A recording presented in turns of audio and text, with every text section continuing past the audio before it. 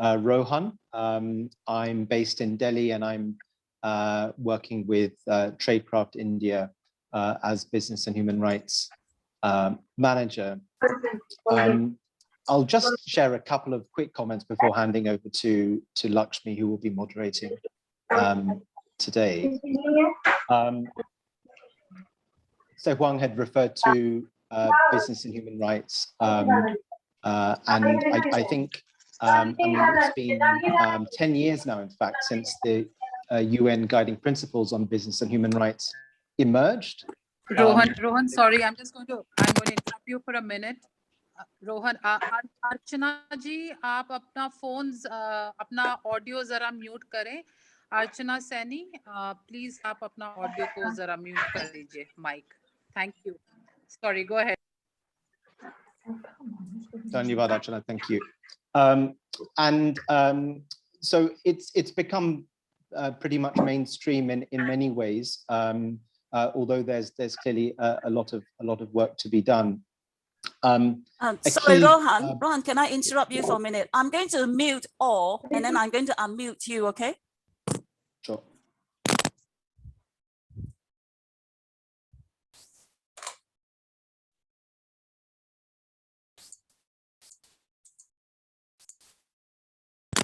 Is that businesses should not do any harm as a consequence of their business decisions. And that's something obviously that has different implications for different businesses. And we'll be touching on this point in different ways in the discussion to come. It is interesting, actually, that if we look at the Indian context, because in fact, just before the UN Guiding Principles on Business and Human Rights emerged, there was something called the National Voluntary Guidelines on Responsible Business. It's now called the National Guidelines on Responsible Business Conduct. And both in 2011 and in the present version, it also mentions that businesses can contribute positively to human rights through their decisions. And it's not simply about avoiding harm. As important as the principle of do no harm is, there are some goods that can be achieved through business decisions to, for example, perhaps support vulnerable workers.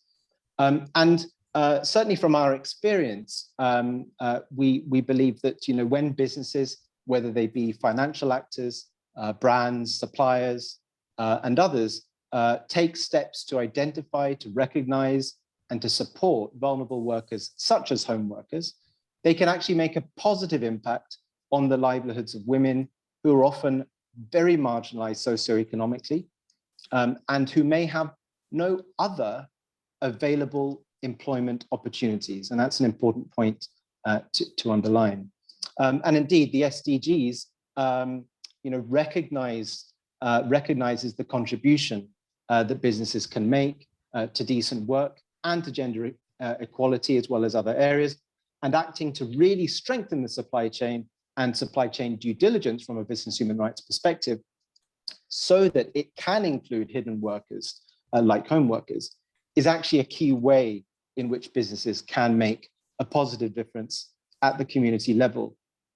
There's a sense in which work with these marginalized workers, such as home workers, can provide a kind of test case, and we've seen a lot of examples, for the value of multi-stakeholder collaboration.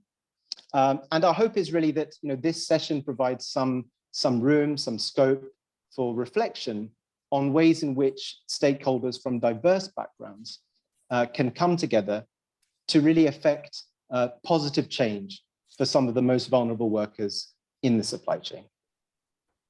And with that, I'll just hand over to you, Lakshmi. Please take it forward. Thank you.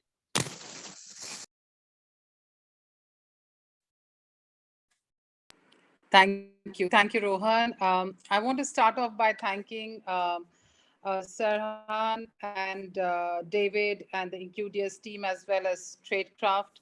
I think it's been a journey to reach this point where we are very happy to be connecting with this diverse community of stakeholders.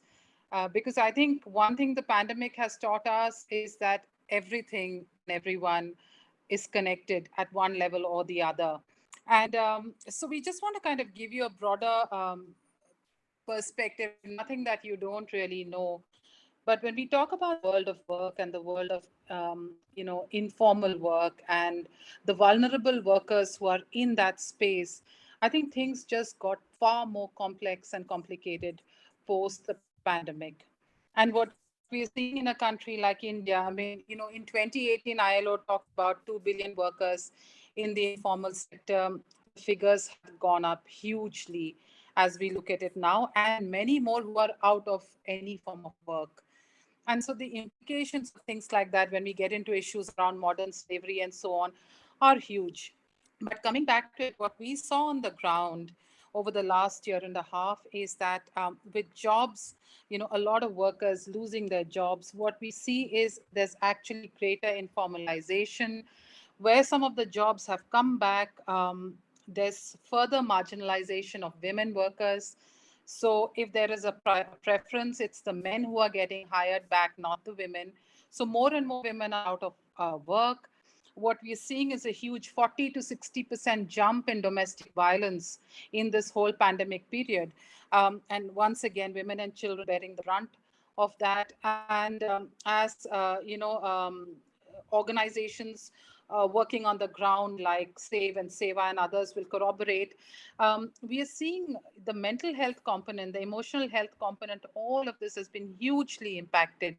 So when we link with the world of business, with issues around productivity and attrition and all, there are huge implications which any conscious business would want to, take care of. And that's where the role of the investment community, the investors, become so critical. Ask the critical questions of, the brands and businesses that you invest in. So I just want to sort of, give this context and move us quickly on to the next part, which is really, I think, sort of the meat of the bones here. So I call upon David Castlefield to share with us his thoughts on ethical investing in the garment sector. Over to you, David.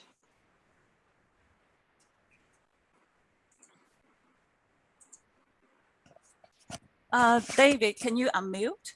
Yes, I've just unmuted. Okay. If you could put my slides up. Have you? Yep. Okay.